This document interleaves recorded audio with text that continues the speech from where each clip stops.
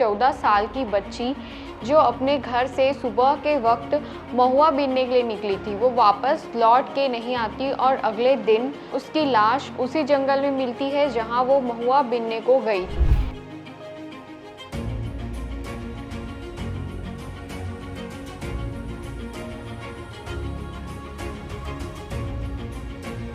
Duty के दौरान आरोपी ने बच्ची को साइकिल से जाते हुए देखा और गलत नियत से उसे रोक लिया, लेकिन लड़की ने इस बात का विरोध किया और कहा कि वह गांव में सबको बता देगी।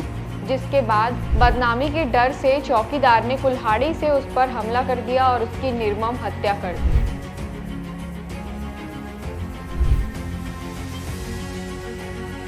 दरअसल मामले में पुलिस ने गांव के ही 60 साल के चौकीदार को गिरफ्तार किया। बच्ची के शरीर में धारदार हथियार के निशान भी मिले थे। हत्या करने के बाद आरोपी ने शव को पास ही एक गड्ढे में छिपाया और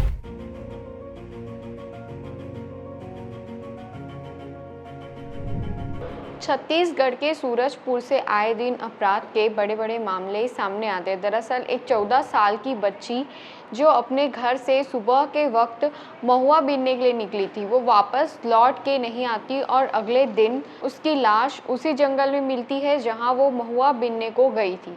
मामला रामानुजगंज थाना क्षेत्र का है। पुलिस ने रेप करके मर्डर की आशंका जताई थी। बच्ची के शरीर में धारदार हथियार के निशान भी मिले थे। दरअसल 26 अप्रैल की सुबह ग्रामीणों ने जंगल में चप्पल और टिफिन देखा और थोड़ी ही दूर पर बच्ची मृत पड़ी मिली, जिसके बाद पुलिस को सूचना दी। फॉरेंसिक टीम ने बताया जहां शव मिला है वहां थोड़ी दूर पर उसके कपड़े भी उतरे पड़े हुए थे। घटनास्थल पर खून के निशान भी मिले थे, जिसके बाद पुलिस ने शव को पोस्टमार्टम के लिए भेज दिया और आगे की जांच में जुट गई। पोस्टमार्टम रिपोर्ट आने के बाद पुलिस ने खुलासा किया कि बच्ची की निर्मम हत्या कर दी गई है और आरोपी को गिरफ्तार किया। दरअसल मामले में पुलिस ने गाँव के ही 60 साल के चौकीदार को गिरफ्तार किया। बता दें 25 अप्रैल को नाबालिग बच्ची अपने घर से महुआ बीनने के लिए निकली थी। तभी ड्यूटी के दौरान आरोपी ने बच्ची को साइकिल से जाते हुए देखा और गलत नियत से उसे रोक लिया, लेकिन लड़की ने इस बात का विरोध किया और कहा कि वह गांव में सबको बता देगी। जिसके बाद बदनामी के डर से चौकीदार ने कुल्हाड़ी से उस पर हमला कर दिया और उसकी निर्मम हत्या कर दी। बाद में पुलिस को गुमराह करने के लिए आरोपी शव को निर्वस्त्र कर वहां से हटा दिया। मामले का खुलासा डीएनए रिपोर्ट से हुआ। पुलिस ने मृतका के परिजनों और ग्रामीणों से पूछताछ की। इसी दौरान पुलिस को गांव के चौकीदार शिवराम पर शक हुआ।